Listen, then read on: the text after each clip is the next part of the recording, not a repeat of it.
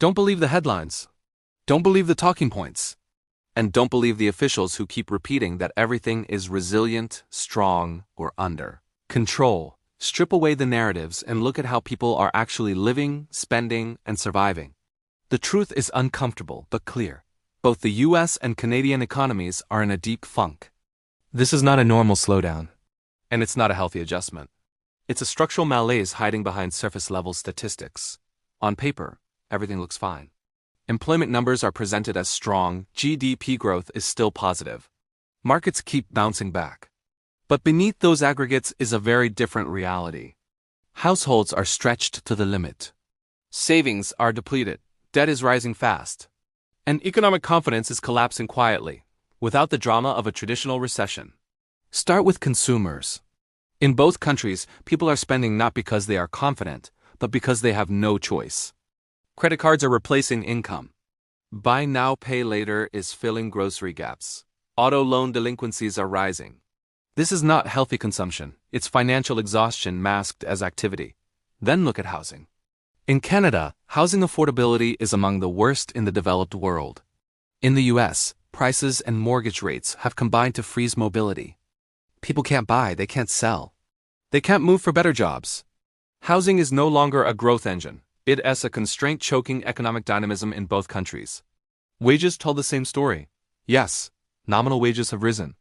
But after inflation, taxes, rent, insurance, and interest costs, real purchasing power feels weaker than it did years ago.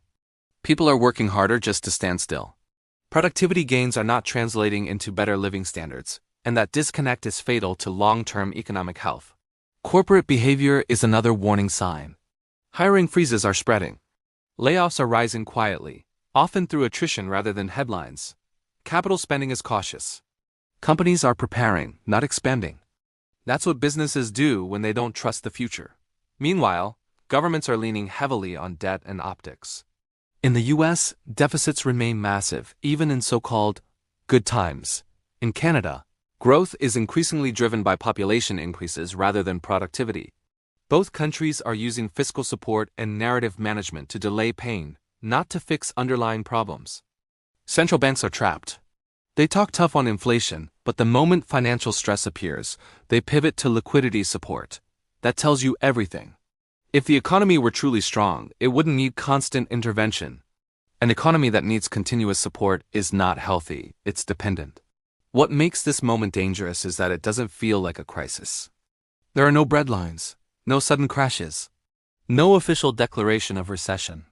Instead, there is something worse, a slow erosion of opportunity, optimism, and trust.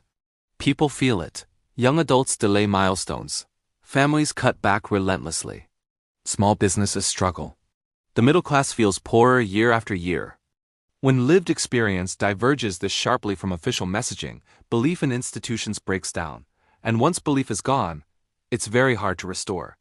This is why you should be skeptical when someone tells you the economy is fine. Ask, fine for whom? Asset owners may be doing well. Governments may be managing optics. Markets may still levitate.